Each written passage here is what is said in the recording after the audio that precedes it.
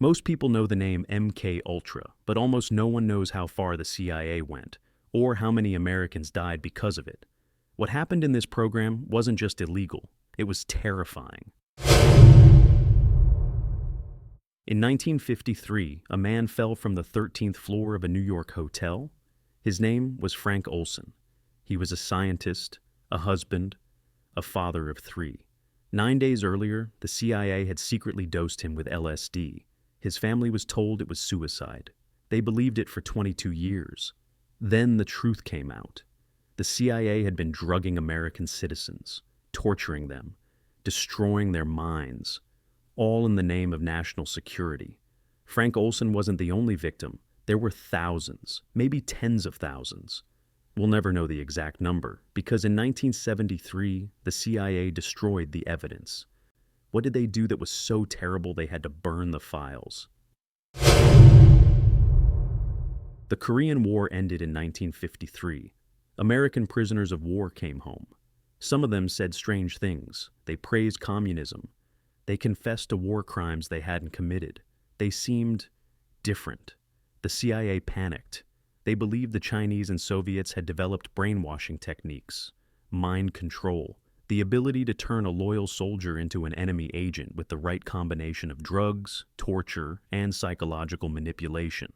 If the enemy had this power, America needed it too. That's how they justified it anyway. Project MK-Ultra was approved in April 1953. The CIA director Allen Dulles authorized it personally. The goal was simple: develop techniques to control human behavior, make people confess, make them forget, make them kill on command. The methods? Anything that might work. LSD, electroshock, sensory deprivation, hypnosis, sexual humiliation, physical torture, paralytic drugs, sleep deprivation, isolation. They would test these methods on human subjects. But here's the thing. The subjects wouldn't know they were being tested. Informed consent was considered a liability. If people knew they were part of an experiment, the results wouldn't be reliable. So the CIA decided to experiment on unwitting Americans. The program was run by Dr. Sidney Gottlieb, a chemist who walked with a limp and spoke with a stutter. Colleagues called him mild-mannered, brilliant. He grew orchids as a hobby. He also spent 2 decades destroying human minds without remorse. Gottlieb had a budget. He had authority. And he had 149 different subprojects running simultaneously across the United States and Canada. The CIA funneled money through front organizations to universities, hospitals, prisons, and pharmaceutical companies. Researchers conducting MK-Ultra experiments often didn't even know they were working for the CIA. The scope was staggering. At least 80 institutions participated. Hospitals like Boston Psychopathic, universities like Stanford, Harvard, McGill, federal prisons like Lexington and Atlanta. The victims were chosen carefully: prisoners, mental patients, drug addicts, sex workers, people society wouldn't miss, people whose testimony wouldn't be believed if they ever talked. But MK-Ultra didn't just target the vulnerable. It targeted anyone: students, soldiers, CIA employees, random civilians in bars and restaurants. Because Gottlieb believed the only way to understand how drugs affected behavior was to test them on people who didn't know they were being drugged. That's how Frank Olson ended up dead. Imagine waking up in a hospital room. You don't remember how you got there. The walls are white. There are speakers in the ceiling. A doctor tells you you're sick, that you need treatment. Then the treatment begins. They strap you to a bed, electrodes on your temples. They run electrical current through your brain until you seize. Once, twice, 30 times in a single session. Between shocks, they play recordings. Your own voice, repeating phrases. I am a good person. I am starting over. My past is gone. They keep you asleep for days, weeks. When you wake, you don't remember your name. This happened at McGill University in Montreal. The doctor was Donald Ewan Cameron, a respected psychiatrist. The CIA funded him through a front organization called the Society for the Investigation of Human Ecology. Cameron called it psychic driving. The theory was that you could erase a person's mind and rebuild it from scratch. He chose patients with depression, anxiety, PTSD, people who came to him for help. He put them in drug-induced comas for weeks. He played taped messages on a loop, up to 500,000 repetitions. He administered electroshock therapy at intensities far beyond standard practice, sometimes 360 shocks over several weeks. One patient, a woman named Madeline Smith, went to Cameron for postpartum depression. She came out unable to recognize her husband or children.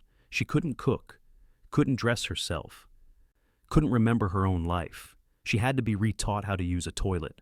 Cameron did this to hundreds of patients. Some never recovered. The CIA knew what he was doing. They kept funding him. But Cameron's experiments were clinical, controlled. Other MK-Ultra projects were worse. At the Lexington Narcotics Farm in Kentucky, the CIA paid Dr. Harris Isbell to dose prisoners with LSD. Not once, not for a day, for weeks, months. One prisoner was kept on LSD for 174 consecutive days. The prisoners were drug addicts serving federal time. Isbell offered them heroin in exchange for participation. They had no real choice. They were locked in rooms, dosed repeatedly, observed. When they had psychotic breaks, it was documented as data. At a federal prison in Atlanta, prisoners were given LSD, then subjected to electroshock while unconscious. The goal was to see if trauma during a drug state could erase memory. At Holmesburg Prison in Philadelphia, Dr. Albert Kligman conducted hundreds of experiments for the CIA and U.S. Army. Prisoners were exposed to chemical weapons, infectious diseases, psychoactive drugs. Kligman's quote about his test subjects, "All I saw before me were acres of skin." But the CIA didn't just experiment in controlled environments. They went into the world. Operation Midnight Climax. CIA safe houses in San Francisco and New York converted into brothels. Sex workers on the CIA payroll brought men back. The men were served drinks spiked with LSD. Agents watched through two-way mirrors, taking notes while the drugged men had sex, talked, hallucinated. Sometimes the men had violent reactions, panic attacks, psychotic episodes. They'd wake up confused, disoriented, with no memory of what happened. The CIA documented everything, and then there were the random tests. CIA agents slipping LSD into drinks at parties, at conferences, at bars, just to see what would happen. That's what happened to Frank Olson. November 19th, 1953, Deep Creek Lake, Maryland. A CIA retreat for scientists working on classified projects. Frank Olson was there. He worked for the Army's Special Operations Division at Fort Detrick, developing biological weapons. He had security clearance. He was trusted. During the retreat, Sidney Gottlieb spiked the after-dinner drinks with LSD. Olson and several colleagues were dosed without their knowledge. 20 minutes later, Olson started acting strange, agitated, paranoid. His colleagues found it funny. Gottlieb took notes. Olson didn't recover. Days passed. His anxiety worsened. He told his wife he'd made a terrible mistake at work, that he wanted to quit. He couldn't sleep. He couldn't focus. The CIA got worried. They decided to send Olson to New York to see Dr. Harold Abramson, a physician who worked with MKUltra. Abramson wasn't a psychiatrist. He was an allergist who conducted LSD experiments for the CIA. On November 24th, Olson checked into the Statler Hotel in Manhattan. CIA agent Robert Lashbrook stayed with him. Lashbrook's job was to keep Olson under surveillance, make sure he didn't talk. Early morning, November 28th. Around 2:30 a.m., Olson went through the closed window of his 13th-floor room. His body hit the sidewalk. He died on impact. Lashbrook called the CIA before he called an ambulance. The official story: Frank Olson committed suicide. Depressed. Mentally unstable. No mention of LSD. His wife Alice was told her husband jumped. She believed it. So did his 3 children. The CIA paid for the funeral. They gave Alice a pension. They told her Frank was a hero. 22 years later, the truth came out. In 1975, the Rockefeller Commission investigated CIA abuses. MKUltra was exposed. Documents revealed that Frank Olson had been drugged, that the CIA knew, that they'd covered it up. President Gerald Ford invited the Olson family to the White House. He apologized. The The CIA director William Colby apologized.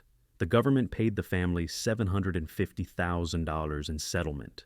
Alice Olson accepted the apology. But her son, Eric, didn't. Eric Olson spent decades investigating his father's death. He had his father's body exhumed in 1994. A forensic pathologist examined the remains. The findings were disturbing. The skull showed signs of blunt force trauma to the head before the fall. The pattern of injuries didn't match a 13-story drop. The window Frank supposedly jumped through was closed when he went through it. There was no glass on the hotel room floor. Eric Olson concluded his father didn't jump. He was murdered. Why? Some believe Frank Olson witnessed something at Fort Detrick that made him a liability. Biological weapons tests on unwitting subjects, anthrax experiments, torture. Whatever it was, the CIA decided he couldn't be trusted. So they killed him, and made it look like suicide. The case was reopened in the 1990s. The Manhattan District Attorney investigated, but no charges were ever filed. Too much time had passed. Too many witnesses were dead. The evidence had been destroyed decades earlier. Frank Olson's death is still officially listed as suicide, but Eric Olson knows better. So does anyone who's looked at the evidence. Frank Olson was one victim. There were thousands more. Most will never be identified. Harold Blower, a professional tennis player suffering from depression, admitted to the New York State Psychiatric Institute in 1952. Doctors injected him with experimental drugs as part of an Army Chemical Corps study. The drugs were derivatives of mescaline. On January 8, 1953, Blower was injected with a massive dose. He died hours later. His family was told he died of natural causes. The truth came out 22 years later during the church committee hearings. The government settled with his family for $700,000. Whitey Bulger. Yes, that Whitey Bulger. The Boston mobster. In 1957, while serving time at Atlanta Federal Penitentiary, Bulger volunteered for what he was told was a study on finding a cure for schizophrenia. It was MK Ultra. He was given LSD over 15 months. Years later, Bulger said the experiments left him with nightmares and insomnia for the rest of his life. Mary Ray, a patient at McGill University treated by Dr. Cameron. She went in with postpartum depression. Cameron put her in a 6-week drug-induced coma. When she woke, she had permanent brain damage. She lost custody of her children. She never recovered. James Stanley, U.S. Army Sergeant. In 1958, he was told he was testing protective equipment against chemical weapons. Instead, he was dosed with LSD without his knowledge. Years later, he developed severe personality changes, violent outbursts. His marriage fell apart. He sued the government in the 1980s. The Supreme Court ruled against him, saying soldiers can't sue for injuries from military service. Gloria Cronish, a depressed housewife who sought therapy at McGill. Cameron erased her memory. She forgot her husband, her children, how to read. She spent the rest of her life in care facilities. These are the ones we know about, the documented cases. But MK Ultra ran for 20 years across dozens of institutions. How many others were there? Students who volunteered for drug studies at universities and were never the same after. Prisoners who came out of solitary confinement believing they'd been brainwashed. Bar patrons who had psychotic breaks after one drink. Mental patients who died under suspicious circumstances. The records are gone. In 1973, CIA Director Richard Helms ordered MK Ultra files destroyed. 20,000 documents survived only because they were misfiled in a budget archive. Everything else was shredded. We'll never know the full scope. That was the point. Destroy the evidence. Deny everything. Let the victims suffer in silence. Some victims didn't stay silent. In the 1980s, 9 Canadian survivors of Cameron's experiments sued the CIA. They won. The U.S. government paid out $750,000 total, split between 9 people whose lives had been destroyed, less than $85,000 each. Other victims tried to sue and lost. The courts ruled that the government couldn't be held liable for actions taken in the interest of the national security. So, the CIA got away with it. The doctors who conducted the experiments faced no consequences. Sidney Gottlieb retired to his farm in Virginia. He raised goats, grew orchids, died peacefully in 1999 at age 80. Donald Ewan Cameron died in 1967 while mountain climbing. He was never charged with any crime. McGill University honored him with a memorial plaque. The victims got nothing, no justice, no accountability, just apologies that came decades too late and settlements that could never compensate for destroyed lives. For 20 years, MKUltra operated in complete secrecy. Then, in 1974, investigative journalist Seymour Hersh published an article exposing illegal CIA domestic operations. The New York Times ran it on the front page. Congress launched investigations. The Church Committee in the Senate, the Pike Committee in the House, the Rockefeller Commission appointed by President Ford. That's when Richard Helms panicked. Helms had been CIA director from 1966 to 1973. He knew MKUltra was indefensible. If the full scope came out, the agency would be destroyed. So in 1973, before leaving office, Helms ordered all MKUltra records destroyed. CIA officers spent days shredding documents, burning files, erasing evidence. They were thorough. Nearly everything was destroyed. But they made one mistake. About 20,000 documents had been incorrectly filed in a budget archive. They survived. In 1977, those documents were discovered during a Freedom of Information Act request. They revealed the existence of MKUltra, the experiments, the victims, the cover-up. The CIA was forced to admit what they'd done. But even then, they minimized it. They claimed MKUltra was a Cold War-era program that had been discontinued. That modern intelligence agencies would never do such things, that it was an unfortunate excess driven by the paranoia of the time. They never said how many people were experimented on. They never identified all the institutions involved. They never named all the victims, because the evidence was gone. During the congressional hearings, CIA officials testified that they couldn't provide a complete accounting because the records had been destroyed. They claimed the destruction was routine administrative procedure. No one was prosecuted for destroying evidence. No one was charged with human rights violations. No one went to prison. The few CIA officers who testified were granted immunity. Sidney Gottlieb appeared before the Church Committee in 1977.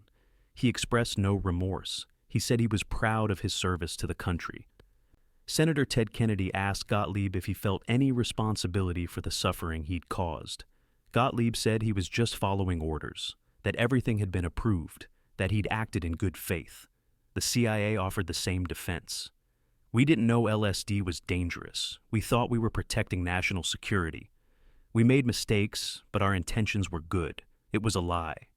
Internal documents showed the CIA knew LSD could cause permanent psychological damage as early as 1955. They knew their experiments were destroying lives. They kept going anyway. The media covered the hearings. For a few months, MKUltra was national news. Then the story faded. Other scandals emerged. Watergate, Vietnam, Iran-Contra. MKUltra became a footnote. The CIA rebuilt its reputation. They admitted past mistakes but emphasized reforms. New oversight. New ethical guidelines. New leadership. And people believed them, or at least stopped asking questions. Today, MKUltra is often dismissed as a conspiracy theory. People hear CIA mind control experiments and think it sounds too crazy to be true. But it's not a theory. It's documented history, congressional testimony, declassified documents, court records, victim testimony. It happened. The CIA did it, and they got away with it. MKUltra officially ended in 1973. But did it really? The CIA claims they stopped conducting experiments on unwitting subjects. They say modern intelligence operations follow strict ethical guidelines. They say nothing like MKUltra could happen today. Should we believe them? This is the same agency that destroyed evidence of torture at black sites in the 2000s. The same agency that lied to Congress about drone strikes. The same agency whose director lied under oath about mass surveillance. The lesson of MKUltra isn't that it happened, it's that it was allowed to happen. For 20 years, across dozens of institutions, with the knowledge and approval of CIA leadership. And when it was exposed, no one faced real consequences. The victims of MK Ultra never got justice. Most never got acknowledgement. Many died without ever knowing what had been done to them. The families of victims spent decades fighting for the truth. Some are still fighting. Eric Olson, Frank's son, spent his entire adult life investigating his father's death. He never got a confession, never got criminal charges, but he got the truth, and he made sure the world knew it. The Canadian survivors who sued the CIA won a small settlement, but they lost years of their lives, their memories, their families. No amount of money could give that back. MK Ultra changed how we think about government power. It proved that democratic governments can commit atrocities in the name of national security. That oversight can fail. That secrecy enables abuse. It also proved that following orders isn't a defense. The scientists who conducted MK Ultra experiments knew what they were doing. They saw the suffering. They documented it. They continued anyway because they believed the ends justified the means.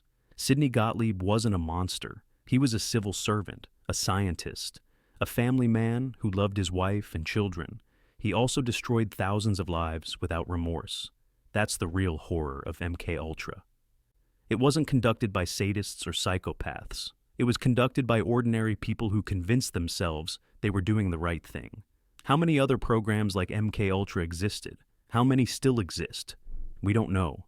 The files are classified. The operations are secret. We only know about MK Ultra because someone found documents that weren't supposed to survive. What else don't we know? In 1953, the CIA drugged a scientist named Frank Olson. 9 days later, he was dead. For 22 years, his family believed he committed suicide. They were lied to by the CIA, by their government, by people who swore to protect American citizens. Frank Olson wasn't an enemy combatant. He wasn't a suspected terrorist. He was an American scientist with a security clearance, and the CIA killed him. If they could do that to him, what did they do to people no one cared about? Prisoners, addicts, mental patients, people whose disappearance wouldn't make headlines. MK Ultra lasted 20 years, thousands of victims, dozens of institutions, and it only stopped because they got caught. The CIA destroyed the evidence. The perpetrators faced no consequences. The victims got apologies and tiny settlements, and the world moved on. But the lesson remains. Power without accountability is dangerous. Secrecy enables atrocity. And when we allow our government to act without oversight, we risk becoming the very thing we claim to fight against. The CIA said they were protecting America from communist brainwashing. Instead, they became the people who brainwashed American citizens. They tortured, they destroyed minds, they murdered. All in the name of national security. Frank Olson's son, Eric, spent 50 years searching for the truth about his father's death. He never got justice, but he got something more important. He made sure we'd never forget what was done. MK Ultra is a warning about what governments do when no one's watching, about how easily we rationalize evil when we believe we're the good guys, about the cost of silence. The victims of MK Ultra deserved better. They deserved protection. They deserved justice. They deserved a government that valued their humanity more than its secrets. They got none of that. So we remember them. We tell their stories. And we ask the question they can no longer ask. What else don't we know?